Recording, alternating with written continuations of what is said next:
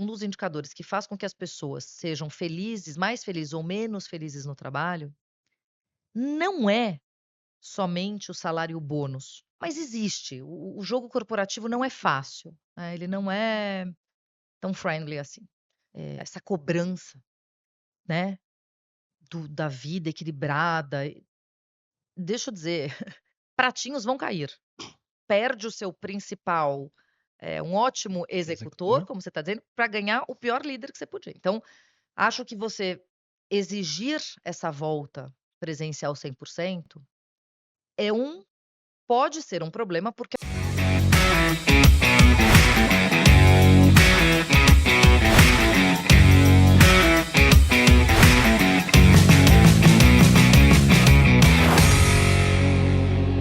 Seja muito bem-vindo a mais um episódio de Os Executivos. Esse podcast é gravado com o intuito de gerar insights para você que quer se desenvolver na carreira, para você que já tem uma carreira, mas quer entender um pouquinho de como é que outros executivos transpassaram problemas, dificuldades, desafios, como é que eles conquistaram o espaço dentro do mercado de trabalho. E, como você sabe, todo podcast ele traz insights, ele traz novidades, ele traz uma forma diferente, às vezes, de falar do mesmo assunto. E hoje a gente vai falar de um assunto que é uma dor premente do mercado, que são pessoas. E hoje eu trouxe uma especialista aqui, uma querida amiga, que além de amiga, é uma excelente profissional do mercado, é uma executiva do mercado, que já tem muita experiência nesse assunto, e eu vou trazer algumas perguntas provocativas para ela hoje. Então eu quero apresentar para vocês a Daniele Lopes, que está aqui do meu lado, que foi convidada especialmente para falar desse assunto, porque eu sei que ela entende muito desse assunto. Dani, obrigado pelo convite, por ter aceito esse convite. eu que agradeço. Obrigado por estar aqui com a gente e obrigado por poder compartilhar com a gente a tua história. E eu vou tentar tirar você da sua zona de conforto. Eu vou tentar fazer algumas perguntas para ver se você traz para a gente alguma reflexão diferente. Então, eu queria que você se apresentasse, Claro. contasse um pouquinho do teu currículo. Eu estou vendo aqui que você se formou em psicologia pelo NIP, pós-graduado em psicanálise, e tem um negócio aqui que eu queria que depois você explicasse o que que é uma analista quântica. Perfeito. Então, conta para a gente um pouquinho, seja muito bem-vinda. Muito obrigada, Goga, pelo convite. Um prazer estar aqui com vocês, queridos amigos, pessoas também que eu admiro demais enquanto profissionais, né, empreendedores e que fazem aí a economia girar. Então, obrigada a vocês também que estão aí nos assistindo e vamos juntos falar desse tema tão relevante, né, que são as pessoas. É isso aí. Eu sou psicóloga de formação. Depois eu realmente fiz uma pós-graduação em psicanálise, fiz alguns outros cursos de gestão e negócios, marketing, né, aí fui abrindo ali o meu leque de possibilidades a partir do meu trabalho. Fiz o curso, de analista quântica, tá, é um assessment, inclusive que nós usamos com os nossos executivos na Avante. Sou headhunter há 20 anos, então comecei lá atrás como psicóloga, trabalhei com criança pequena, fui professora de educação infantil, trabalhei na Universidade Paulista como responsável pelo departamento de orientação profissional e há 20 anos mudei para recursos humanos, né, trabalhei em 2 consultorias de executive search e há 11 anos fundei a Avante Consulting, conduzindo posições de alta e média liderança e seguimos aqui nesse caminho. Sensacional, muito legal. Explica pra gente o que que é uma analista quântica. O que que significa exatamente isso? Tá.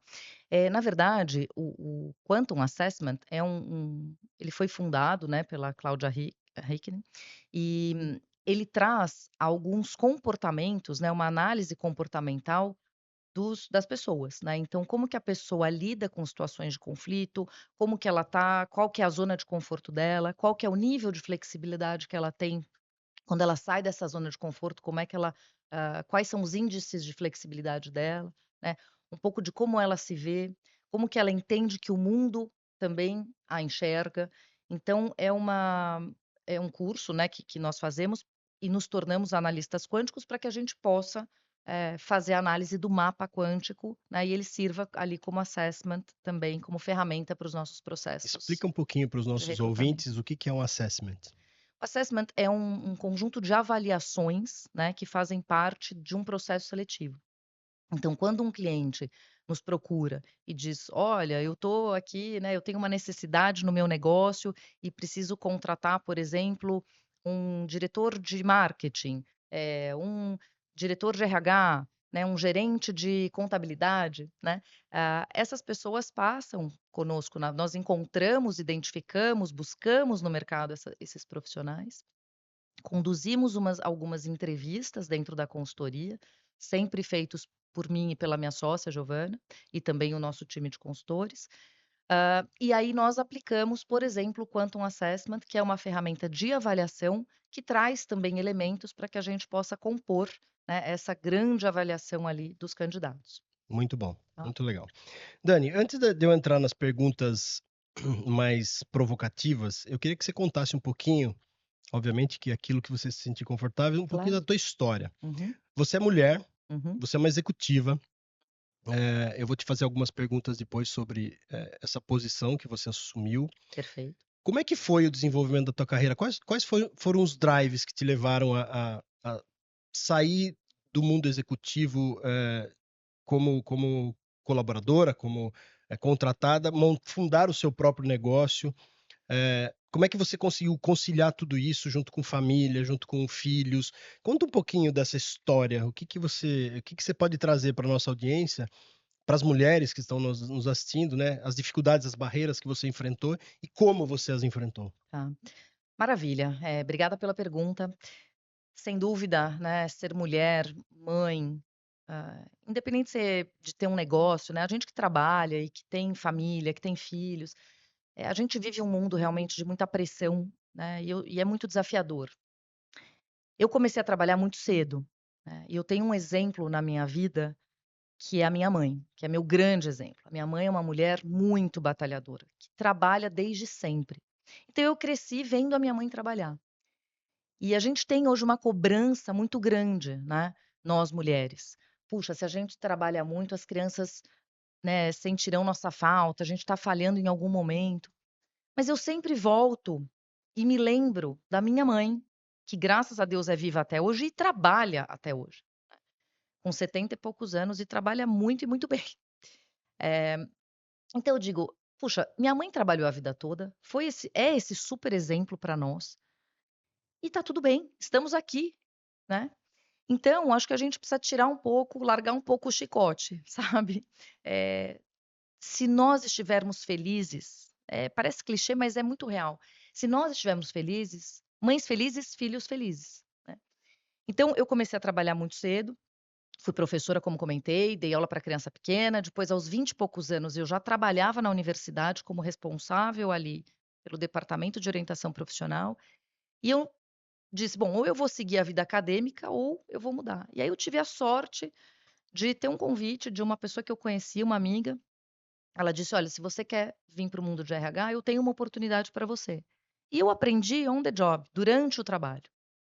Então fui trabalhar primeiro numa consultoria de treinamento, fiz alguns projetos, e aí mudei para o mundo de executive search, aprendi tudo ali trabalhando, aí fui me buscar alguns cursos de business e tal, para também ir buscando esse preparo e essas ferramentas de negócio. Mas foi assim que eu fiz a mudança. Então trabalhei em 2 consultorias, me apaixonei por esse mundo, eu amo realmente o que eu faço, eu gosto demais de estar com as pessoas, de conversar com as pessoas, de avaliar as pessoas, de ajudar e contribuir com as pessoas, com as empresas, né, trazendo os melhores talentos para as organizações que precisam, gerando impacto realmente na vida das pessoas, né, porque, Guga, não é simples você fazer um convite para alguém que está trabalhando, que está performando, Uhum, bater na porta e dizer: "Oi, eu tenho aqui uma proposta melhor para você", né. A pessoa estava lá tranquila, entregando, nem uhum, pensar. uhum. Então é desafiador, a gente tem uma altíssima responsabilidade em realmente buscar aquela pessoa, fazer o convite, conduzir o processo para que ela mude de trabalho. E eu sempre acho que as pessoas mudam de trabalho quando elas estão o melhor momento de você mudar de trabalho é quando você está bem posicionado. Porque aí você diz: "Bom, eu estou bem, estou entregando. Só vou sair realmente se a outra proposta me fizer muito sentido". Então, normalmente, esses são os melhores movimentos. Eh, então é um trabalho que eu gosto demais, mas eu tive esse caminho de uma certa transição de fato, né. E aí fui me consolidando. Há 11 anos, quando eu decidi montar a Avante, é porque eu sempre tive muita ambição. E eu acho que as pessoas confundem um pouco a ambição com ganância. Eu acho que a gente não pode ser a qualquer custo, a qualquer preço, né. Eu sempre tive princípios claros para mim e sempre os mantive, né, aqui na minha conduta. Então, óbvio, né, honestidade, lealdade, transparência, eu sou muito leal a quem está comigo, né, a quem é aquela tal história, né, quem está com a gente na trincheira é que realmente Uhum. faz a diferença. E eu tenho a sorte de ter um time muito bom, uma sócia que contribui demais para o nosso negócio, e eu sou muito feliz com o que eu faço, né. E dedico o meu tempo de qualidade com as crianças, eles sabem que eu gosto muito de trabalhar, isso para mim é valor, isso para mim é importante, e eles respeitam, eles entendem, né. Então, é assim que eu venho conduzindo o meu dia a dia, né. Nessa conciliação entre a vida privada e a vida profissional, você enfrentou alguns desafios. Sim. Qual que foi o maior desafio que você enfrentou até hoje? Eu acho que são alguns marcos, né, então quando eu saí da consultoria que eu estava muito bem, né, uma consultoria muito bacana, eu gostava muito da turma lá também. A minha filha tem hoje 12 anos, mas ela tinha 6 meses quando eu tomei essa decisão. A Duda nasceu com uma questão de saúde complexa, né, ela tinha um probleminha no coração, ela passou por uma cirurgia de grande porte, então isso mexe muito, né, com qualquer mãe, com qualquer família. Uhum. Na época, eu era casada e foi uma decisão familiar, né, eu disse: "Eu preciso sair um pouco, desse looping e desse ritmo que era muito acelerado de trabalho, e eu vou me dedicar um pouco ali, um pouco mais realmente, integralmente, eu diria, à minha filha". Então eu tomei a decisão de sair da Fantozzi, que era a consultoria que eu era sócia também. Fiquei um tempo com a Duda, graças a Deus ela melhorou, fez a cirurgia, tá ótima, uma menina linda, super cheia de saúde, hoje com 12 anos, e decidi parar e depois retomei.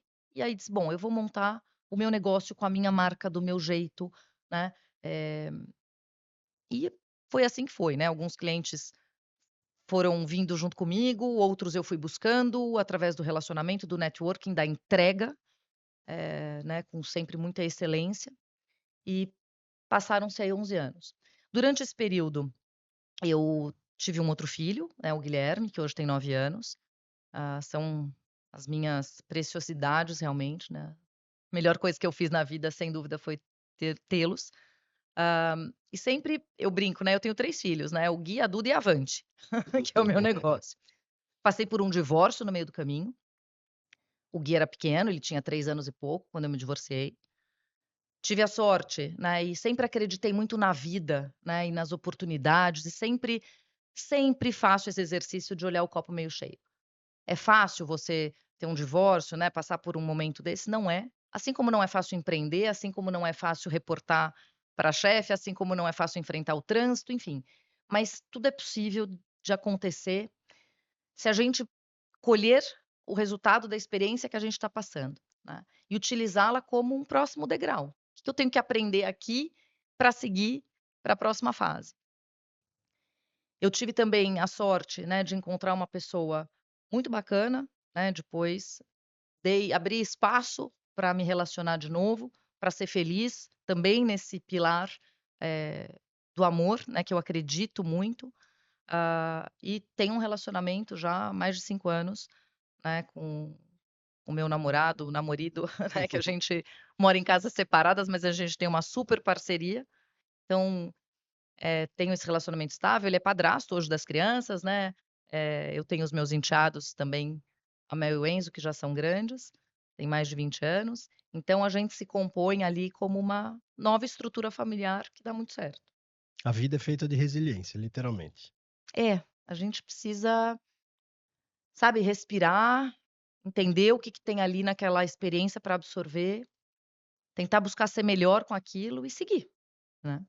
Legal. Você acha que, por você ter estudado psicologia, de alguma maneira você atravessou melhor tudo isso?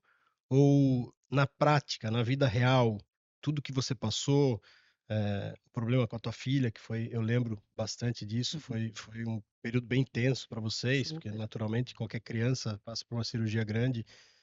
Depois você montando o seu negócio, com mais um filho pequeno, enfrentou um divórcio e tudo mais. Qual é a lição que você tira de tudo isso, Dani? Eh, que a gente dá muito mais conta das coisas do que a gente imagina, né. Que a beleza da vida é essa, a gente está aqui para evoluir, a gente está aqui para aprender, a gente está aqui para tentar ensinar alguma coisa, para trocar, eh, e, cara, é importante que a gente siga firme no nosso propósito, né. Eu sempre acreditei, de verdade, que é dando que se recebe, que é sendo bom que o universo vai conspirar e voltar com as coisas para você.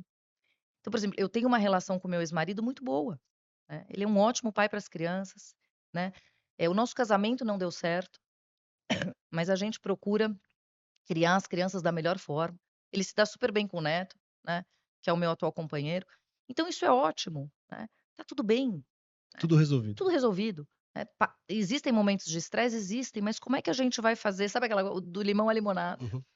Eh, eu não acho que ser psicóloga, de repente, me ajudou a passar, porque eu sou ser humano antes de qualquer coisa. Uhum. Então, é claro que, né, os trancos vêm e eles vêm com força, mas eu faço terapia, né, então talvez a minha psicóloga, de fato, tenha contribuído mais, do que o fato de eu ser psicóloga também, né.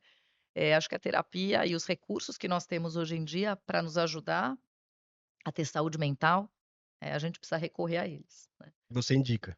Ah, sem dúvida, sem dúvida. Sabe, Guga, hum, desculpa, eu acho que quanto mais, nós nos conhecermos, melhor a gente é em qualquer aspecto. Porque a gente se reconhece: "Putz, até aqui eu consigo ir, daqui para cá não passo mais. Isso aqui é importante para mim, então eu vou buscar. Isso aqui não". Então quanto mais a gente se conhece, melhor é pra gente mesmo e para quem tá perto da gente, né.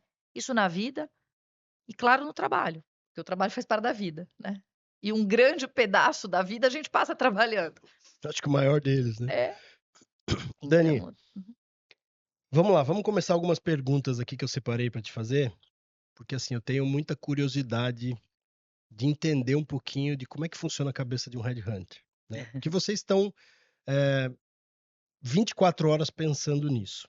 Eu acho que essa dor que hoje a gente está enfrentando de pessoas, de reter talentos, atrair talentos, eu tenho conversado com muitos empresários, né, aqui a gente uhum, vive no meio deles, então assim, é uma dor latente hoje, e não é uma dor só do Brasil, é uma dor mundial, né. A gente tem operação nos Estados Unidos, lá não está diferente disso. A gente sabe que no mundo inteiro a gente está tendo esse movimento. Depois da pandemia, inclusive, isso se agravou de sim. alguma maneira. Eu acho que essa dor sempre existiu, no meu ponto de vista. Sempre o desafio das empresas foi ter uma base boa de pessoas, porque a gente sabe que até eu sou de planejamento estratégico, a gente sabe que a base do planejamento estratégico são pessoas, né? Sim. Eu acho que hoje essa dor está mais latente. E eu, pessoalmente, tenho muita curiosidade de te fazer essas perguntas, porque vou pegar gratuitamente aqui uma consultoria com você para entender um pouquinho, né, do que está acontecendo hoje com essa geração nova que está vindo, com tudo isso. Então, eu separei algumas perguntas aqui para ver para entender o que, que você, como coach, desculpe, como coach, não, como headhunter, você é coach também, né? Sim, eu Você, fiz o você fez curso do ICA inclusive, sou formada. Uhum. você é formada nisso.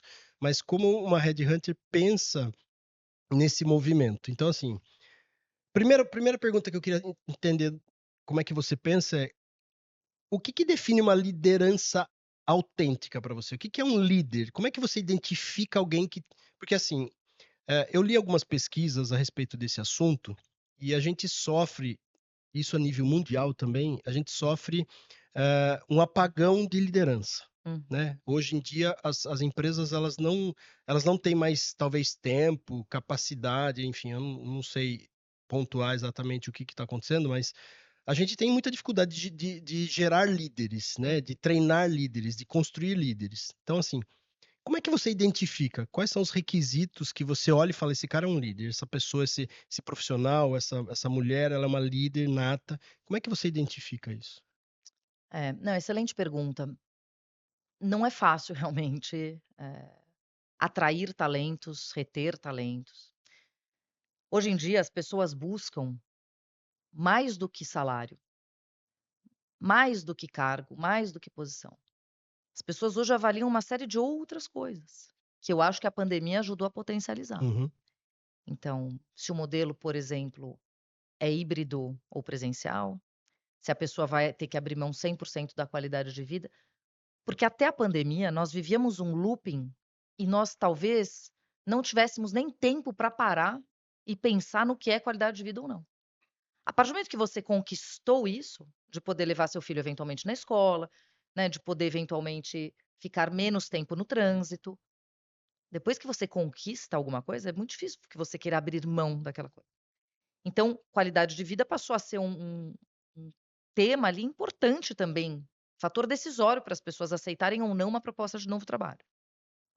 Então, acho que tem qualidade de vida, eh, tem a questão da identificação daquele executivo, daquela executiva, do profissional com relação aos valores das empresas, né, então, assim, qual é o valor, qual é a cultura dessa organização, isso tem a ver comigo? Não tem. Qualidade de vida, a cultura, a organização, a posição, os desafios, o propósito, né, eu vou trabalhar lá para quê? O que que isso está gerando de impacto no mundo, né? Quem sou eu ali dentro, dessa organização que pulsa. Então, são não é mais salário, não é mais só cargo, não é mais só isso, entende? É propósito, é qualidade de vida, é o que que a pessoa realmente vai poder gerar de impacto, é reconhecimento.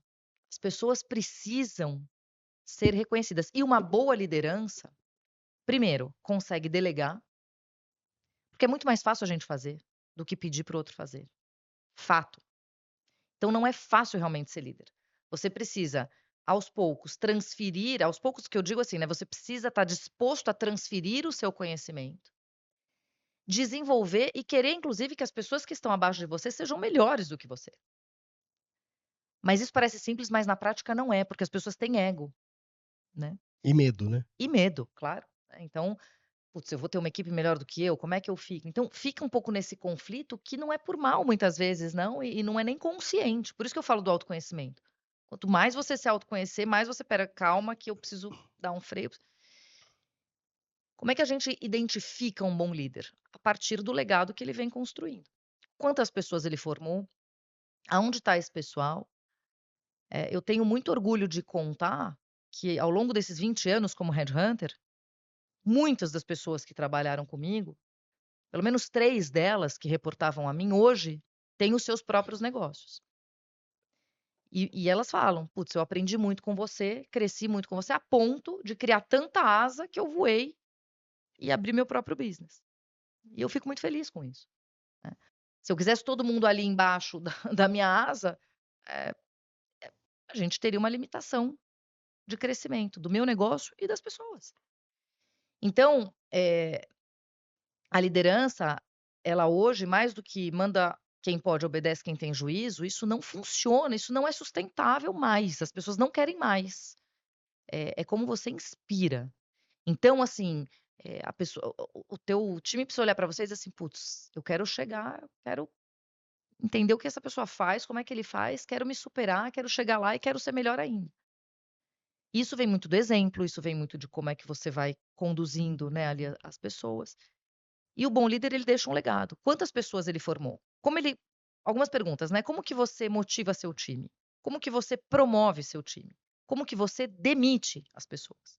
Quais são os seus critérios de avaliação para contratar, para motivar, para seguir ali, né, as promoções ali das pessoas? Você deixa as pessoas você libera o seu time para ele ir para uma outra área, se para ele for melhor? Como? Como é que você faz esse caminho? Quem que você tem pipeline de sucessão? O líder que fala: "Não tenho pipeline de sucessão", liga-se um alerta. Se você não tem ninguém ali para te substituir, isso pode ser um indicador, de que a liderança talvez não esteja ali tão bem firmada, né. Eh, então acho que tem né, algumas perguntas e evidências, mais do que as perguntas, é como é que a pessoa responde com evidências do que ela fez, para que ela de fato tenha uma liderança positiva, né, inspiradora. Você acha que um líder hoje, ele sempre foi, no meu ponto de vista, mas você acha que hoje é mais um gestor de emoções? Ah, eu acho que sim, né, Guga, as pessoas a sociedade vive os negócios precisando de resultados cada vez mais agressivos e mais rápidos. Uhum. Nunca se teve tanto burnout, né, ou nunca se olhou talvez tanto para isso.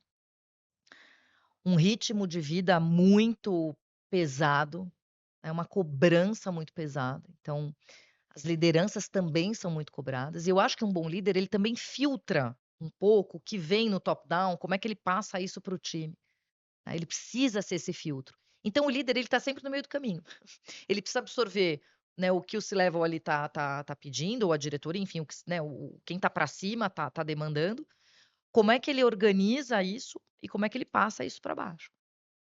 Filtrando da maneira necessária para que ele extraia o melhor das pessoas, para que não entre todo mundo ali num num burnout conjunto. E conseguir entender, identificar o que que é importante para cada um no time, o que que essa pessoa aonde ela se potencializa mais, né, eh, aonde que eu preciso trabalhar com qual gap que ela tem, como é que eu faço para ela chegar lá? É com treinamento? É é com outras apresentações, outras reuniões? Eu posso colocar ela posso expor mais ela, de repente, à alta liderança, para ela se sentir cada vez mais vou empoderando, né. É isso, é o tempo todo você tá realmente olhando para as pessoas, prestando atenção nas pessoas, fazendo essa gestão da sua inteligência emocional, para que você consiga ajudar os outros também. Então é um caminho constante, né. Mas você acha que, por exemplo, o líder, eh, ele não pode ser um líder de torcida, né? Ele não pode Uhum. ter que ficar o tempo todo, né, Não. animando as pessoas, querendo motivar as pessoas. Ele tem entregáveis, ele tem metas, ele tem que cumprir. Então ele tem que saber conciliar as 2 coisas, certo? Ele Sim. tem que, ao mesmo tempo que entender o time, ele tem que entregar resultado, Uhum. né? Então existe aqui um equilíbrio muito requintado, no meu Sim. ponto de vista. Que tipo eh, de skills, de o que que o líder precisa ter, no teu ponto de vista, assim, 3 coisas principais que ele precisa, entender e trabalhar? Porque, assim, é muito comum a gente perceber alguém que é um executor muito bom, que está ali dentro do time, e por ele ser um ótimo executor, ele é alçado a líder. Uhum. Só que ele nunca liderou gente, ele não sabe o que que é liderar, e o papel dele muda radicalmente. Uhum. E o grande erro que eu vejo, por exemplo, quando você tira um executor excelente da posição de executor e eleva ele a líder, ele quer ele entregar pelo time. Ele não tem essa dimensão clara de que ele tem que delegar, que ele tem que cobrar, que ele tem que orientar e treinar. Então, o que que você daria de insight para quem está nos ouvindo, de que, puxa, ele tá exatamente nesse momento de carreira, ou seja, ele é um ótimo executor, ele é sempre aquele cara aquela pessoa que entrega, aquele profissional que entrega muito, e ele foi alçado a líder agora. Agora ele vai ter que aprender a não ele fazer, mas ele vai ter que aprender a cobrar e ensinar a fazer. Me dá 3 dicas, o que que você sugere para essa pessoa que está nesse momento de carreira? Perfeito. O que que ela tem que tomar cuidado? Primeiro que eu acho que esse é um processo, né, Uhum. acho que ele também precisa ir sendo desenvolvido como líder, para que ele assuma o papel de liderança. Sempre porque senão é isso, Mas você isso na prática, difícil acontecer, né, as empresas, pela velocidade, como você mesmo falou, né, na dinâmica do dia a dia, o que a gente percebe é assim: "Putz, tem um vácuo aqui, precisa de um líder". Pega o cara que está executando e põe lá, né, põe a é, pessoa. mas aí esse é o risco, porque aí você acaba aí eu questiono um pouco essa outra liderança, né, se o cara pegou ali, colocou o cara meio de paraquedas de um dia para o outro, esse shift não é tão óbvio. Uhum. Então você perde o seu principal, um ótimo executor, Executor. como você está dizendo, para ganhar o pior líder que você podia. Então, muito ruim, inclusive, você fazer isso com a carreira de alguém, né, precisa ter responsabilidade. Então acho que tem que vir, assim, com o processo, né, a liderança ela vai acontecendo. Acho que um líder precisa naturalmente gostar de pessoas, tudo bem se você não quiser ser líder. É isso, você vai ter a sua carreira em Y, né, e tá tudo bem. Então, nem só líderes são excelentes, pelo contrário, né, uma Uhum. série de especialistas, e de pessoas, carreira solo ali na sua carreira em Y, vão muito bem. Precisa gostar de gente, precisa gostar dessa interface com pessoas. Acho que você precisa ter transparência, o jogo precisa ser claro. Quais são as metas que nós temos? Como é que a gente desdobra essas metas? O que que eu espero enquanto líder de vocês, né, de vocês time, né, do meu time aqui? Há quanto tempo eu vou cobrá-los e como é que vai ser esse jogo, né? E um jogo, na minha opinião, meritocrático. Recebe, é exposto, é valorizado, é reconhecido quem entrega. Agora, o como precisa estar nessa equação. Como que você entrega, né? Como que você faz para entregar? É falando mal do coleguinha, é querendo matar o coleguinha, é puxando o tapete do coleguinha? Então precisa ter ética, né, assim, a ética, a transparência, ela precisa são características fundamentais de um bom líder, né.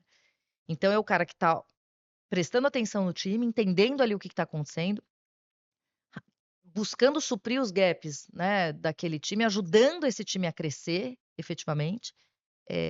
Mas não fazendo por ele, porque aí você está abafando o time, né, você não está deixando as pessoas crescerem. Exponha as pessoas, né, as situações. "Putz, eu tenho medo". Valide o medo. "Ok, eu entendi que você está com receio, que você está inseguro.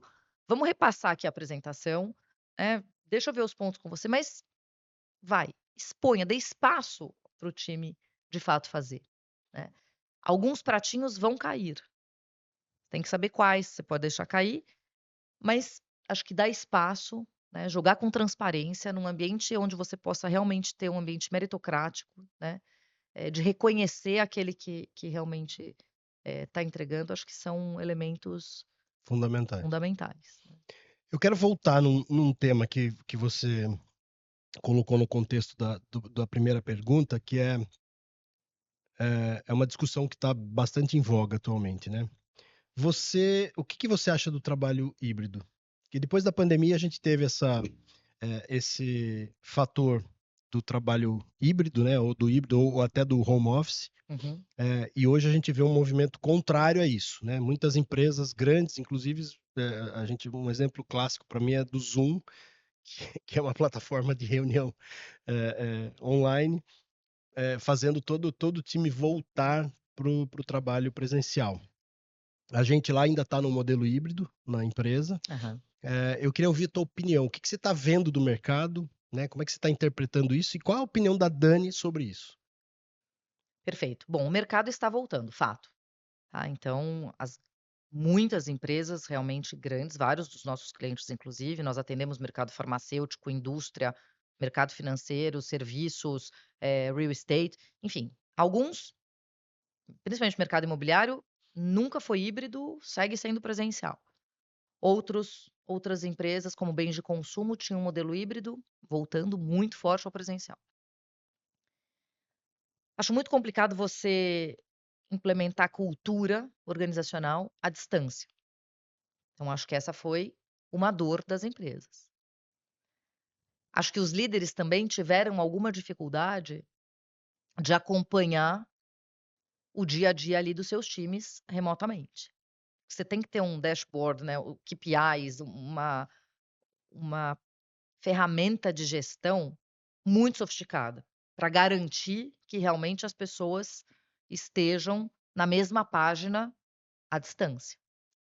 Então acho sim que nós tivemos prejuízo e acho que a volta do presencial pode muito contribuir para essa retomada, do engajamento, né. Eu sou do face to face, eu sou a pessoa do presencial, eu gosto de estar com as Uhum. pessoas. Porém, como eu disse no começo, acho que você exigir essa volta presencial 100% é pode ser um problema, porque alguns dos seus talentos sofrerão essa volta presencial. Por quê? Porque abrirão mão da sua qualidade de vida, né, do seu equilíbrio minimamente de vida. Então é aquela tal história, o bom senso e talvez o nem o 8 nem o 80, sempre o equilíbrio acho que é o melhor caminho. Nós na Avante estamos no modelo híbrido, né, temos 2 dias de presencial e 3 de home office. Mas na consultoria funciona muito bem. Nas empresas, algumas também conseguiram fazer isso muito bem. Por outro lado, nós também se você parar bem para pensar, a pandemia nos mostrou que o nível de entrega subiu absurdamente, porque a gente não tinha nada para fazer, né, nenhum de nós, então nós Uhum. só trabalhávamos realmente, esse é um fato. Agora o mercado voltou, a vida voltou, né, então, será que as pessoas estão também 100% em casa trabalhando como se estivessem no escritório? Essa é a dúvida dos CEOs e das CEOs. No fim do dia é um pouco isso. Será que o cara tá mesmo fazendo ou ele tá trabalhando da praia, mas ele tá 4 horas tomando sol e aí ele vem 1 hora então, é é razoável, né, que as empresas digam: "Putz, a gente não pode correr o risco de baixar a performance, porque o modelo tá home office". Se você conseguir um modelo que você não exclui, né, a possibilidade das pessoas terem uma vida mais equilibrada, garantindo que a sua cultura esteja acontecendo, o seu engajamento esteja alto, etcétera, eu acho que é uma boa alternativa, né, pra que você também não perca as pessoas por conta dessa volta impositiva, entende. Então, Porque virou um benefício, na porque verdade. virou um benefício, com certeza. E benefício é uma das linhas de qualquer organização mais difíceis de serem mexidas, né. Eu converso com diretores, gerentes, business partner de recursos humanos, né, assim, se leva o de RH o dia todo, todos os dias. Benefício é muito delicado. A partir do momento que você deu o benefício, você tirar o benefício, ele precisa estar muito bem explicado do porquê, né. Porque senão ele vai gerar realmente um desconforto muito grande, né, dentro da organização. Então acho que tem um pouco esse lado, sabe, da cultura, do engajamento, as pessoas acabaram, sejamos honestos, né, "Ah, vou trabalhar peronomútil", então O Dani, tá bom, virou um benefício, mas a gente detectou um perfil na nossa empresa, eu não sei se isso e eu queria ouvir tua opinião um pouco. uhum, A gente detectou que alguns perfis, eles performam melhor no home office e outros não, uhum, nitidamente. Assim, dentro do que a gente conseguiu levantar de dados, a gente percebeu que aquele profissional, seja homem ou mulher, que é recém-casado, mas não tem filhos, ele vai muito bem no home office, ele performa bem. Ele senta, ele consegue se concentrar, ele consegue, exercer o trabalho dele e performar dentro do trabalho dele. Já aquele profissional que recém-casado ou não, mas enfim, que tem filhos, que tem uma dinâmica diferente, porque a gente sabe, nós temos filhos, a gente sabe como é sim, que é a dinâmica dentro de casa com criança, com, né, sim. com tudo isso. Esse geralmente não consegue ter a mesma performance do que estar no presencial. Vocês detectaram dentro do trabalho de vocês, vocês têm percebido algum fator específico de perfil que porque a gente sabe que tem gente que performa melhor no ambiente mais tranquilo dentro de casa, entrega às vezes até mais do que perder todo o tempo de deslocamento e tudo Sim. mais. Ainda mais aqui em São Paulo, que Uhum. a gente sabe como isso impacta. Vocês detectaram alguma coisa nesse sentido? Na verdade eu acho que não sei se tem muito a ver com o perfil, sabe, acho que é muito das pessoas mesmo, sabe, independente eu, por exemplo, tenho 2 filhos pequenos, as crianças super me respeitam, inclusive, eu montei um escritório na minha casa, dos quartos virou escritório realmente. Então você ter um espaço, por exemplo, o mesmo espaço já te ajuda, né, a eliminar eventualmente as distrações. Você ter uma agenda organizada, né, tudo bem. O que que eu acho que é o grande ganho, por exemplo? Na hora do almoço, ao invés de eu precisar sair todo dia almoçar fora, né, eu consigo almoçar 2 vezes com os meus filhos. Isso para mim tem um valor gigante, Uhum. né. E eu mesma não quero perder isso. Mas eu tenho uma série de outros almoços com cliente, etc e tal, que eu vou também. Então acho que é possível conciliar, desde que a pessoa tenha consciência, né, independente se ela tem filho, se ela não tem filho, se ela consciência do que ela tem para fazer, do que ela tem para entregar, do que ela tem para gerenciar e responsabilizar-se por isso. sabe. Então eu acho que mais do que até o modelo, é pouco de verdade de cada um, O né. fator responsabilidade, É, beleza. Mas dentro do fator responsabilidade, a gente sabe que inclusive tem questões de legislação e tudo mais. uhum, É um assunto polêmico, sim. né, e eu gosto de assunto polêmico, né, porque eu acho que assunto polêmico é onde a gente realmente constrói e acha soluções para os problemas. Eh, Levando em consideração todo o ambiente de negócio que a gente tem, é difícil você dizer assim: "Você pode, você não pode", né, porque você tem responsabilidade e você não tem. Quer dizer, como é que você mantém alguém que não tem responsabilidade dentro da sua empresa? Exatamente. Já é um negócio difícil, mas a gente sabe que de fato acontece. Algumas pessoas simplesmente não têm responsabilidade e abusam, né, daquele benefício, e outras são prejudicadas por conta disso. Uhum. Na prática, o que você está vendo é que as empresas não estão muito conseguindo fazer esse discernimento e estão dizendo: volta todo mundo. É. É isso que está acontecendo no mercado? É, porque não dá para você abrir exceções, né. Ah, você performa bem aonde quer que você esteja, então você fica em casa e você que não performa bem, vem para cá que eu vou cuidar de você. Sabe aquela velha história, os bons pagam pelos maus? Isso é muito complicado. O que eu acho, se a pessoa não entrega no home office ou no presencial, ela tem que ter um tempo para virar a chave, para conseguir, recuperar ali o resultado dela.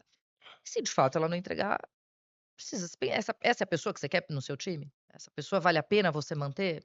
Né, não. Então, em ambientes, competitivos ou não, mas que precisam gerar resultado, sempre o time de alta performance é o que faz ganhar o jogo ou não, é um fato, né. E, via de regra, quanto mais sênior o time, mais responsabilidades, mais autorresponsabilidade as pessoas têm, maior engajamento elas têm, portanto, mais elas vão entregar, e aí essa questão, ela não é, né, um big deal. Agora, quando você tem muitos times, muitas pessoas e tal, é difícil separar o joio do trigo, você tem que ter um comando, né, uma voz ali na companhia, uma diretriz, né, que diz: "Ok, voltaremos para o presencial". Isso é um problema? Sim, isso é um problema. Por quê? Porque normalmente as pessoas que são acima da média, né, que entregam de verdade, né, que têm vontade, porque ó, uma coisa eu vou dizer, precisa ter vontade, sabe. Eu, você, a Ju e mais um monte de gente aqui que a gente poderia, dar de exemplo, a pessoa que tem vontade, persistência, determinação, ela voa. Ela chega sempre muito longe. O gato gordo que eu costumo brincar, né, o gatinho gordo que tá lá no quentinho, que não quer nem muito ser visto, porque senão essa pessoa tem ela tá na média, ela vai seguir na média e é isso que é, entendeu? Eh, É o que o americano chama de gut, né? exatamente, É você ter o gut, você ter é isso. aquela A aquela garra, a garra, vontade, vontade né, de e fazer. Então, para esse tipo de perfil, tanto faz da onde ela vai trabalhar, ela vai entregar, ela vai fazer o que for para fazer acontecer, vai se preparar, né, vai. Então, cabe ao líder, voltando ao líder, identificar esses perfis e entender se ele fica ou se ele não fica, né. Eh, eu acho que muita coisa a gente se ensina para as pessoas, muitas competências, muitas a gente ensina, é possível de proatividade e vontade, eu tenho uma opinião de que isso a gente não ensina. Ou você tem vontade, ou você não tem vontade. concordo com você. Já que você linkou, esse tema da vontade, eu queria mudar pivotar um pouquinho a nossa conversa, mas puxando esse gancho. Você acha que o fracasso é um bom professor? O que que a gente chama de fracasso? Assim, perdão, eu acho assim, a gente comete erros durante Claro. a nossa vida, né, a gente faz escolhas, erradas, a gente é induzido pela inexperiência, pela imaturidade. Tem uma fase da vida que a gente, tanto eu quanto você já passamos, né, onde a gente é mais impulsivo, a gente é mais Uhum. ansioso, né, então assim, a gente comete erros. Claro que sim.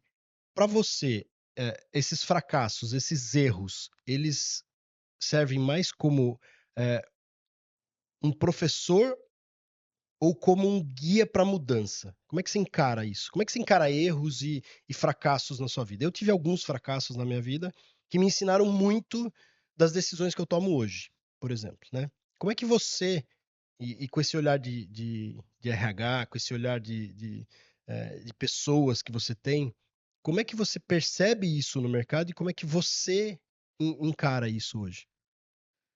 Acho que o erro faz parte. Prec Tá tudo bem, né, a gente errar. As empresas inclusive é muito interessante isso, porque as companhias inclusive dizem: "Tudo bem o cara conta", e a gente pergunta nas entrevistas: "Me conta onde você, fracassou, onde você errou, né, onde você". O problema não é errar, o problema é persistir no erro, o problema é você não aprender com a lição, é você continuar batendo na mesma tecla, vendo que ela não tá funcionando. Fazer a mesma coisa esperando resultados diferentes é loucura, né. Já dizia Einstein. Exatamente. Então, eh, acho que o erro ele serve como experiência. Se você não fizer, se você não tentar, e se você não tiver aberto à possibilidade de errar, você fica lá no quentinho. Você não anda, você vai errar. Nós erramos, eu erro várias, eu tô quase diariamente. O que que você faz com isso é que é o grande ponto. Você fica lá se defendendo, agarrado no seu erro e se justificando sobre ele, ou você fala: "Ah, tá bom, entendi, aprendi, vou mudar, vou fazer diferente. Errei, assumiu. Errei, assume, errei". Quantas vezes tem que ter humildade de dizer: "Puxa, é verdade". Como é que você chega a perceber isso em grandes você faz headhunter de grandes executivos, você percebe isso? O executivo que erra e não assume, ou aquele que erra e aprende com o erro? Com certeza. Você tem algum exemplo para trazer pra gente? Existem pessoas eh, que até têm uma liderança muito impositiva, né, Uhum, ainda na história do comando e controle, e e tem alguns desses profissionais em cadeiras bastante pesadas nas relevantes. organizações. Tem. Eh, Normalmente essas pessoas com muito ego, né, e muita soberba, e até uma certa insegurança disfarçada aí no Uhum. meio, elas não assumem para o outro que elas erraram, né, sempre elas têm uma justificativa do porquê. Eu não sei como é que elas pensam no travesseiros, né, se elas Como é que conseguem, elas lidam, como é né? que elas lidam. Mas tem, acho que a gente É sempre comum é isso? comum, É? infelizmente é. Nossa, tem muitos casos que eu escuto, né, pessoa gritar, né, da pessoa, acho que cada vez isso tem menos espaço, tá, as pessoas têm menos tolerância. Tá. Mas existe, o jogo corporativo não é fácil, né, ele não é tão friendly assim.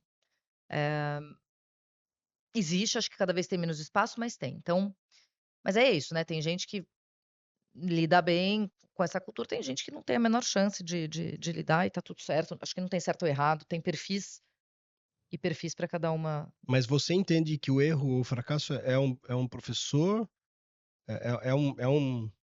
é um ensinamento ou não, a gente não deve encarar isso como ensinamento? Claro que é um ensinamento, sem dúvida, claro. É a partir do erro que você muda a forma como você está lidando. Mas dá uma dica de como é que a pessoa porque assim, o que a gente vê na prática, né, como você mesmo falou, o cara tá errando, tá falando, a gente não sabe como é que ele deita no travesseiro e pensa sobre isso, mas ele não admite, Uhum, né. Eh, Tô te provocando nisso, porque eu claro. eu tive o meu pai, que foi também, de alguma maneira, meu mentor, que ele jamais admitiu alguma falha dele, jamais admitiu um erro, porque na concepção dele, entendo eu, na educação que ele teve, admitir estar errado para um filho, por exemplo, era algo gravíssimo, era como assinar um atestado de incompetência. E eu acho que para muita gente ainda é, Sim, né. sim. "Ah, se eu errei, eu sou incompetente, então não deveria estar nesse cargo, nessa função". E isso é uma grande bobagem no meu ponto de vista, né, porque eu acho que, todo mundo vai errar e isso não determina o nível de conhecimento ou de capacidade técnica que você tem, porque você comete erros, pelo contrário, eu acho que é aí que você evolui mais. Eh, Dentro deste contexto, né, como é que você entende, que os executivos que você hoje faz, né, você faz as entrevistas, que você faz as recolocações, como é que você acha que deve ser a abordagem? Porque você deve fazer seleção e você deve encarar executivos dessa velha guarda, como é que você orienta eles? Como é que fala para um executivo de que tudo aquilo que ele fez não é mais assim? Como é que chega nesse cenário? É. É tentando fazer essa provocação mesmo na conversa, sabe, tirando um pouco o peso, né. Então, ok, você tem 1000 acertos, muito bem, mas em que momento você errou na sua liderança? Você contratou errado? Você promoveu alguém que não estava pronto? E o que que você fez com isso depois, entendeu? Como é que para mim sempre é o depois. Tá bom, a partir do momento que você identificou ali o erro, como é que você as pessoas que não admitem o erro hoje, elas vão sendo meio que engolidas também, porque em algum momento isso vai aparecer e vai dizer: "Cara, mas você continua errando, você não teu tempo vai sendo reduzido ali de vida útil", vamos dizer, dentro da organização, né. Então, eh, acho que é um pouco isso, cara, tá bom, como é que você fez pra lidar depois disso? Contratou errado? Você ficou insistindo naquela pessoa, eventualmente, que você contratou errado, que talvez na entrevista foi super bem. É. Não, então na próxima o que que você fez? Fui buscar mais referências, né, coloquei outros cases antes, ou pessoas inclusive que às vezes erram na escolha da empresa para que elas estão indo. Isso também acontece. Eu recebo diariamente pessoas profissionais que vêm me procurar e dizer: "Dani, tô querendo avaliar o mercado. Dani, como que tá o mercado? Tô querendo sair de onde eu tô e mudar, como é que tá?". E eu abro a minha agenda para conversar com pessoas o tempo todo, porque eu acho que o networking é extremamente importante, a gente precisa estar sempre aberto para conhecer pessoas do mercado, claro, eu vivo disso, né. E então nós não fazemos outplacement, né, sempre as empresas é que nos chamam para buscar os profissionais que eles precisam, mas claro que eu converso com muita gente para além dos processos que eu estou conduzindo. E a pessoa às vezes me diz: "Putz, eu escolhi, eu tô não tô gostando dessa empresa que eu fui agora". E aí você diz: "Tá bom, então como que você escolheu? Você errou, perfeito, próximo passo você não vai poder errar de novo, né, porque aí você vai ter um problema, você vai ter um outro ciclo curto". Ciclos curtos não são bons indicadores via de regra. Pessoa que muda o tempo todo de trabalho, ou ela está escolhendo muito mal, ou algum comportamento eventualmente que ela tenha não faz com que ela tenha um ciclo razoável de entregas. Então o próximo ciclo você não pode errar, muito bem. Ah, eu fiz uma entrevista, sei lá, com RH, uma com o meu gestor e eu fui. Tá. Você leu sobre a organização? Você buscou pessoas que foram dessa organização que você eventualmente pode conhecer? Você foi entender com outros stakeholders dentro da organização como que é a cultura ali, como é que eles operam? O que que para eles é importante? Quais são os seus valores? Os seus valores estão alinhados aos valores daquela companhia? Qual foi a ma como que você decidiu? Entendeu? Então, todo mundo pode ter uma decisão equivocada em algum momento, mas na próxima, você vai do mesmo jeito ou você vai fazer um processo de escolha diferente, colocando mais, elementos ali, né? Ciclos curtos, gostei disso. O que é um ciclo razoável no ponto de e assim, por que eu quero te provocar nisso? Eu queria que você falasse bem sobre isso, porque assim, o Uhum, que a gente vê cada dia mais no mercado,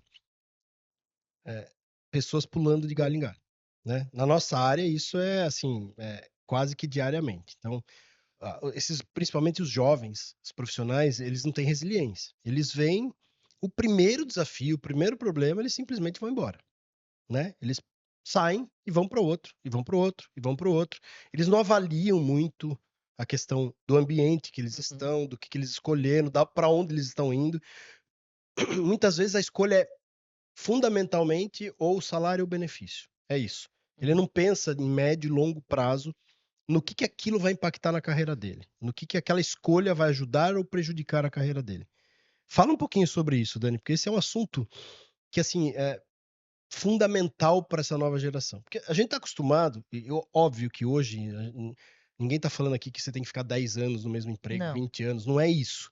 Mas naturalmente tem ciclos que você precisa cumprir para você, inclusive, completar o teu aprendizado, para Claro. você entender cultura. Fala um pouquinho sobre isso, Dani. Eu acho que é como o joguinho de videogame, sabe, você precisa terminar uma fase para ir para a próxima, Uhum, porque senão você não consolidou ali, você vai se atrapalhar. O que que é um ciclo razoável, até para um headhunter avaliar um primeiro um material frio que a gente chama, né, o currículo frio. uhum, Claro que a gente não avalia só o currículo, óbvio, né. Aliás, eu nem gosto de ver currículo antes de conversar com as pessoas, né, o meu time faz uma primeira abordagem e depois a gente entrevista com profundidade, é aí que eu vou saber para não ter viés uhum, mesmo. Um ciclo razoável é um ciclo de pelo menos 3, 4 anos, onde você entrou na organização com um mandato, né, existia ali uma questão, você identificou a questão, diagnosticou ali qual era a questão, trouxe ferramentas e processos para melhorar aquele problema, vamos dizer assim, ou enfim, aquela questão. Contribuiu para a organização, né, fez o negócio acontecer, mudou o que precisava mudar, trouxe o resultado que precisava, cresceu, alavancou, incrementou. Legal, teve de você o que teve de você ali que você realmente conseguiu fazer diferença, e o que que você deixou de legado. "Putz, isso aqui eu tenho muito orgulho, porque aqui eu entrei era assim, saí assado". Então, por exemplo, a primeira consultoria que eu trabalhei, vou te dar o meu exemplo, eu entrei, tinham 2 sócios, eu e mais uma pessoa. Depois de 5 anos que eu saí de lá, quase 6, eu saí com mais de 20 consultores, a consultoria cresceu 10 vezes o resultado. Né, um cliente que tinha, a gente passou para mais de 40. Pô, isso é uma história. uhum. Contratei pessoas, desenvolvi time, abri cliente, um monte de processo, coloquei pô, bacana, tá bom. Depois deste ciclo, aonde eu, na época, não me sentia mais tão desafiada, queria buscar uma nova cultura, uma outra consultoria e tal, saí, assim como as pessoas. Bati aqui num teto, não tenho mais espaço para crescer, né, tô vendo que a companhia não consegue me dar a oportunidade do próximo passo. Ok, vou fazer uma transição razoável, verdadeira, honesta, justa, faz parte e vou procurar um próximo passo. Agora, por tentativa e erro, aqui não deu certo, eu saio, aqui não deu certo, eu saio. Desculpa, o problema não são as organizações, o problema está com você. E se Eu, você não reconhecer, você não muda o que você precisa mudar, você não aprende com o seu erro, e aí você está errando mais, porque você está picotando a sua trajetória até uma hora que alguém vai dizer: "Cara, desculpa, é tão inconsistente", que aí você vai conseguir o que sobrou ali para você. Você não escolhe mais, você é escolhido. A partir do momento que você não escolhe mais e você é escolhido, você enquanto profissional poderá ter um problema. eu acho sensacional isso que você está trazendo, porque assim, eu entrevistei um dos sócios do Pinheiro Neto. Uhum, E ele fala exatamente disso, né, da carreira, de ser resiliente numa carreira e tal. Ele vai completar, acho que quase 25 anos de Pinheiro Neto, ele só virou sócio, tornou sócio, né, que legal. conquistou isso lá dentro do escritório, e ele traz exatamente isso que você está corroborando, ou seja, cara, você vai enfrentar desafios numa empresa, você vai enfrentar dificuldades, você não vai estar feliz o tempo todo, Claro que não. não vai ser tudo mil maravilhas, mas quando você se dedica a um lugar, e ele, o caso dele é até icônico, porque assim, né, esses grandes escritórios têm realmente essa carreira longeva, né? Sim. Ele está mais de 20 anos e ele fala, cara, eu construí a minha vida nisso, Uhum, né? Eu faço parte, eu me sinto parte daquilo. uhum. E o que você está trazendo é um pouco disso, né? Porque hoje o que a gente vê das pessoas é o imediatismo, né? Quer dizer, a gente, a gente vê pessoas ali com 6 meses dentro do. Nem entendeu ainda o que, que é É, um negócio direito, qual que é a dinâmica, já está achando que tem que ser promovido, já está achando que. Calma, claro. né? Eu digo sempre, vamos pôr o pé no chão aqui, É, calma, né? é, Então acho fundamental você trazer essa experiência, porque você sendo de RH, você está vendo o que acontece com a carreira de um executivo é, que não faz dessa maneira. é. É isso, né, Dani? Tem que ter paciência mesmo, e você falou uma coisa muito importante, Guga, a sensação de pertencer. Isso é científico, né, nós temos desde criança, desde pequenos, nós temos o ser humano tem uma necessidade de pertencimento. Por isso que na pandemia muita gente bateu pino, né, Sucumbiu. sucumbiu. Essa necessidade de pertencimento, ela faz parte da vida da gente. Então se a gente está num ambiente que você se sente parte, né, e aí o líder ele pode, claro, muito contribuir com isso, expondo a pessoa para novos desafios, levando ela e deixando ela de repente fazer uma apresentação ali para um time mais sênior ainda, né. Eh, isso é fundamental, a pessoa se sente pertencente. Você sabe que uma das coisas que um dos indicadores que faz com que as pessoas sejam felizes, mais felizes ou menos felizes no trabalho, não é somente o salário e o bônus, é o reconhecimento do chefe, porque nós, em geral, trabalhamos para o líder que a gente tem. Se você tem um chefe que te inspira, se você tem uma liderança que você gosta, você trabalha para essa pessoa. Haja visto que, muitas vezes, quando a pessoa vem conversar comigo, fala: "Mas o que aconteceu na companhia que você está se frustrando? O que está acontecendo?" "Meu chefe saiu." Hum, "Meu chefe saiu." A companhia continua a mesma, o produto dela é o mesmo, o que ela fabrica é a mesma coisa, o serviço que ela vende é o mesmo, mas o chefe saiu, eu perdi a conexão. perdeu a conexão. Porque nós somos pessoas, pessoas se conectam com pessoas. Não adianta a empresa ter uma cultura, não, não, são as pessoas que fazem essa empresa viver, são as pessoas que fazem essa cultura acontecer. Então, você precisa ter esse senso de pertencimento, não dá para colocar só na conta da liderança, só na conta da companhia. De novo, né, autorresponsabilidade. O que que eu quero enquanto profissional, aonde eu quero chegar, qual é o caminho que eu vou trilhar. Precisa ter paciência sim, precisa ter resiliência sim, precisa ter entrega sim, não tem milagre, né. Quantas pedras você vai conseguindo lapidar ao longo da tua trajetória, para que você realmente chegue aonde você quer chegar. E nem todo mundo quer chegar a ser um CEO, e também tá tudo bem. Cada um dentro da sua ambição, dentro tá tudo certo. Eh, mas faça bem feito o que você se propõe a fazer, né. Levanta de manhã e acredita no que você está indo fazer. E faça da melhor forma, sabe. Eh, eu acho que isso, serve para tudo na vida, né. Desde a mesa de domingo que a gente coloca para nossa família, com carinho, com atenção, sabe, até o trabalho. O trabalho não ele não pode ser esse peso. Se for, alguma coisa está muito errada, Concordo. né. Dani, vamos falar agora, mudar um pouquinho, trabalho e vida pessoal, né, esse conceito do balanceamento entre trabalho e vida pessoal. Na tua opinião, isso é realidade ou é ilusão? Como é que você, porque eu tenho acho que dificuldade até para entender isso, porque para mim é uma coisa só, na minha Uhum, concepção, né.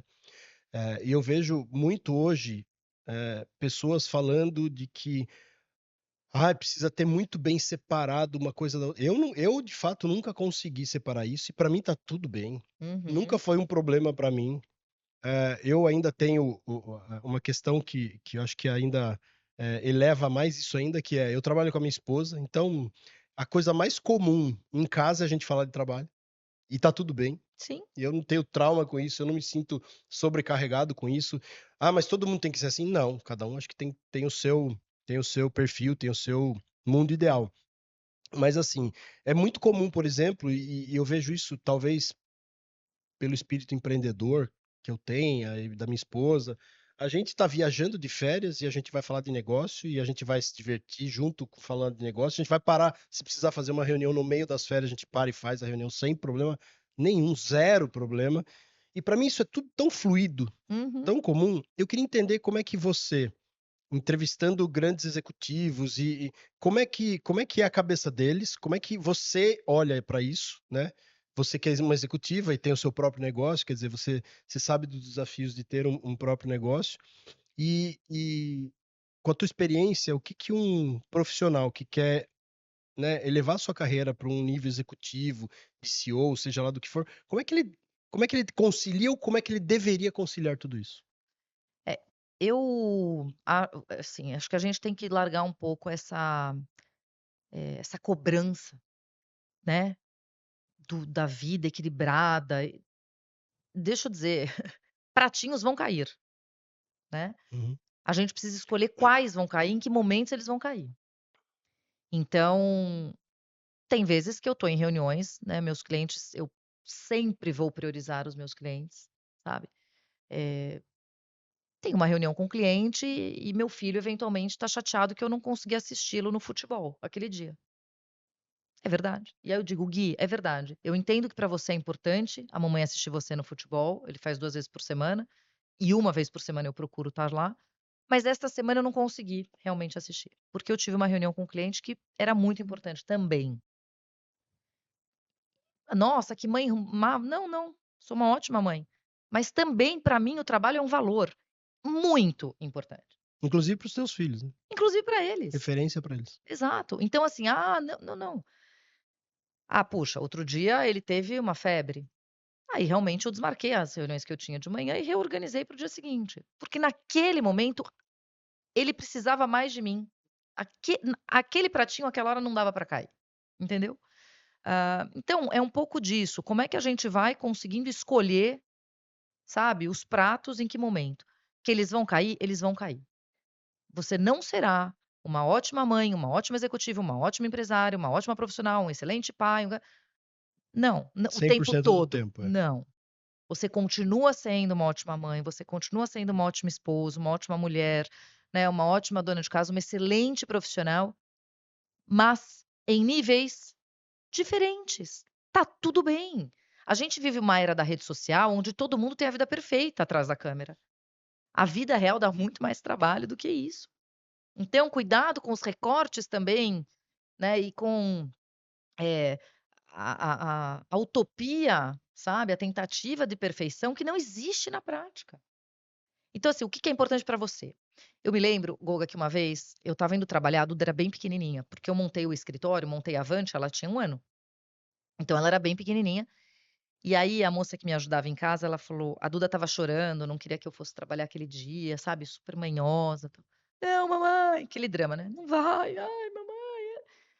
Eu falei: "A mamãe vai. Então, eu vou te dar um beijo agora, e você vai brincar, e daqui a pouco eu volto e a gente vai ficar junto". E eu nunca tive muita culpa, sabe, eu não deixo a culpa me pegar. Uhum. E aí, a moça falou assim: "Duda, deixa a mamãe trabalhar. A mamãe vai sair para trabalhar para comprar sua boneca". Eu voltei e falei: "Não, a mamãe não tá saindo para trabalhar para ir ganhar dinheiro para comprar sua boneca. A mamãe está indo trabalhar, porque a mamãe gosta de trabalhar. A mamãe gosta muito do que faz. Amo você, amo o meu trabalho também. O dinheiro e a boneca serão consequência. Eu não tô indo lá para isso". E de verdade eu encaro o trabalho assim. O dinheiro, o sucesso, né, o reconhecimento, ele é consequência de um trabalho que nós vamos desenvolvendo, que nós vamos fazendo, entendeu? Então, acho que é um pouco por aí, né. Então para você esse equilíbrio é tranquilo, é normal. Sim, ele desequilibra. O desequilíbrio é normal, É normal, né, faz parte faz do jogo. parte. Horas que eu tô realmente com uma agenda muito carregada, né, assim, de putz, uma semana muito intensa que a gente tem. Aí eu procuro, putz, vou para um hotel legal no final de semana com as crianças, ficar um pouco ali mais com eles, mais dedicada, mas eu penso em trabalho também aos finais de semana, todos os dias, de manhã, de tarde, de noite, e tudo bem, entendeu?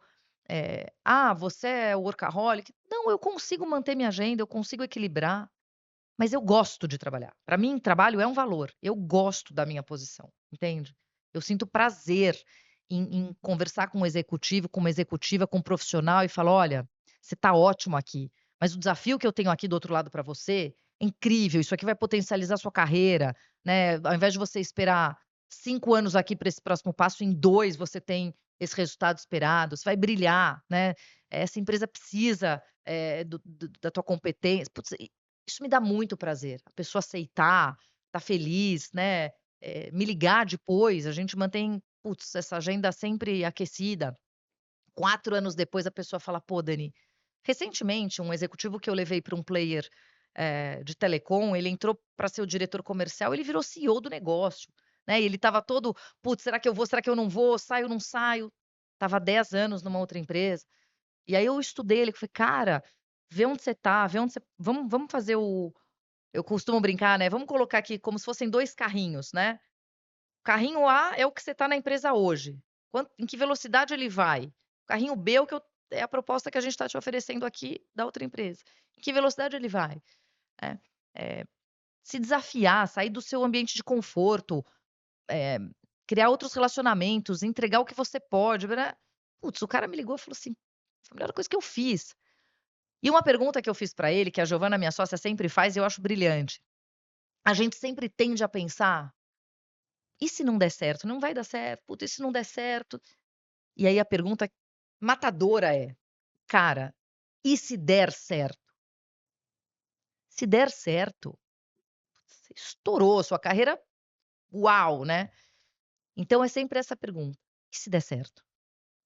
Mas como é que esses executivos que você entrevista, que você conversa, que você faz a seleção, como é que eles encaram essa questão da vida privada e da vida, profissional, esse equilíbrio? Como é que eles, têm encarado hoje em dia? Como é que é isso? Porque, assim, o que eu vejo nessa juventude, na galera mais nova, é muito, essa coisa: "Não, a minha vida privada, a minha".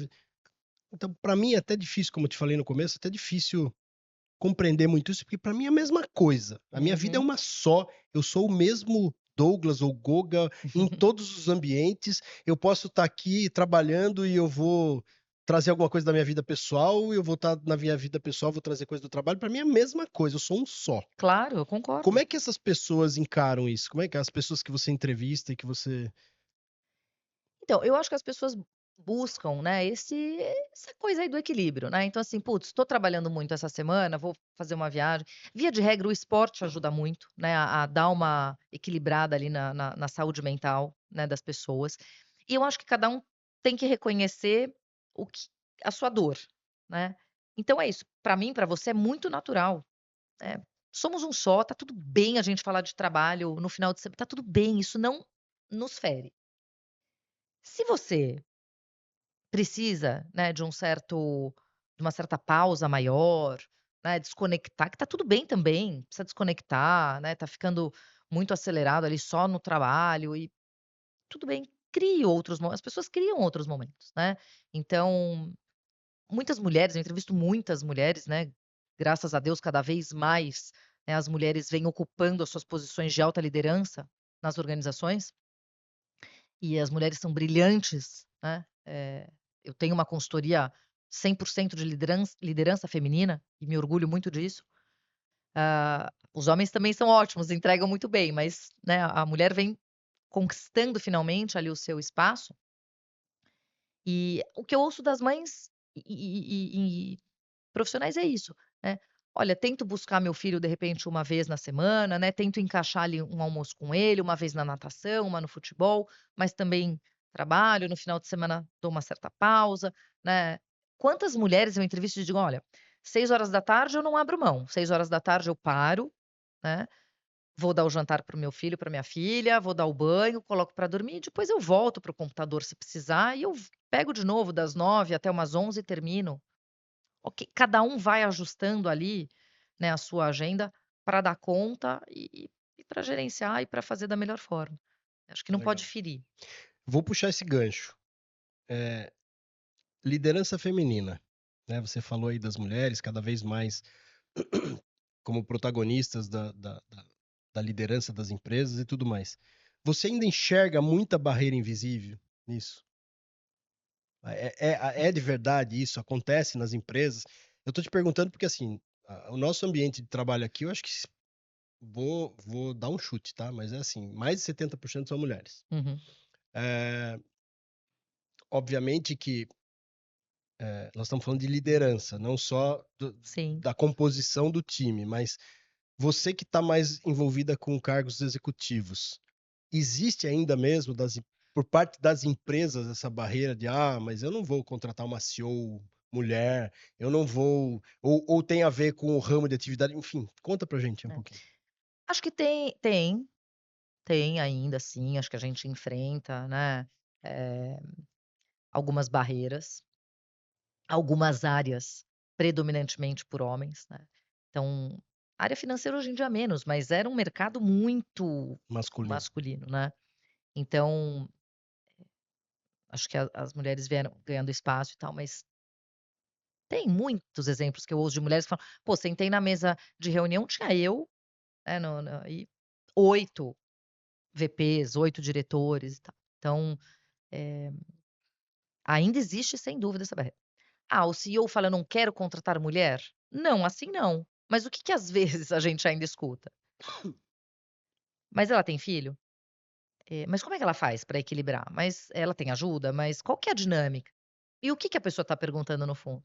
Ela vai entregar o que eu preciso, apesar de ser mulher, ter filhos e uma casa, né? Ou o cara que tem filho, mas ele consegue entregar mais. Então isso eh, meio que crença limitante, né, nas cabeças, ainda que existem, porque predominantemente nós temos um número de CEOs, homens, héteros, bem formados, certo? Não são todos, não, claro que não. É, isso não é uma mas existe ainda esse viés, entendeu? Existem CEOs, homens brancos, héteros, bem formados em Harvard, etc e tal, que têm uma cabeça incrível a favor da diversidade. Querem as mulheres, valorizam o trabalho, valoriza o talento, independente se é mulher, se é homem, eh, mas ainda existe. Sim, uma certa barreira de E a questão da sexualidade também ainda é uma barreira? também existem grandes empresas, né, com campanhas incríveis e com mais do que campanha, projetos muito interessantes a favor da inclusão, né, todo tipo de inclusão, né, e diversidade, isso tem sido uma agenda cada vez mais forte, isso passa a ser valor de verdade, né, a agenda de ESG veio muito para contribuir com essa pauta, né, com essa discussão, mas de novo, né, isso precisa estar na cultura, isso precisa ser, verdadeiramente vivido. Nós atendemos a PepsiCo faz um trabalho incrível, assim, muito, muito bacana com essa busca da diversidade dentro da organização. E a diversidade, ela é muito boa para todo mundo, né, você ter um time diverso que pensa diferente, que vem de culturas diferentes, né, putz, isso é rico, Uhum. né, não é Cria um organismo vivo, cria né. um organismo vivo, né, que se compõe e tal. Mas temos um caminho ainda pela frente, né. Legal. Bom, eu quero falar um pouquinho agora de sucesso. Eu queria entender da cabeça da Dani o que que é sucesso para você. Então, quando você pega um executivo ou você mesmo, olhando para tua história, para tua carreira, ou quando você, que nem você falou agora há pouco, né, puxa, depois de 4 anos alguém te liga e diz: "Putz, poxa, virei CEO da companhia", tal, quer dizer, isso é um sucesso profissional incrível e tal, mas, assim, de uma forma mais amplificada, de uma Uhum. forma mais holística, o que que é sucesso para Dani e como é que você, eh, transfere isso para os seus filhos, por exemplo, né, como é que você ensina a eles do que é verdadeiramente sucesso na vida? Me Uhum. conta um pouquinho disso. Eu acho que o sucesso está muito ligado ao nosso estado de espírito, sabe. O que que é sucesso para mim? É eu estar bem, é eu ter saúde em primeiro lugar, meus filhos terem saúde, as pessoas que eu amo, minha família ter saúde. É fazer aquilo que eu faço bem, né, é poder aprender, é poder trocar, eh, poder ter um trabalho que me dá prazer, que eu me sinto útil, que eu estou aprendendo e que eu estou ensinando, trocando, enfim. É ter uma vida harmônica, sabe, ter leveza, né, no dia a dia. É é isso, é poder estar com as crianças, né, é poder viajar, é poder, ah, sabe, eu não tenho essa coisa: "Ah, o sucesso é quando eu", não, sucesso é a vida. Porque se a gente espera chegar lá ou ter aquilo ou para daí dizer: "Puta, agora eu cheguei no sucesso". Que você viveu, o que você aproveitou do processo, né. Eu acho que o sucesso é o processo, É o caminho. é o caminho, entendeu.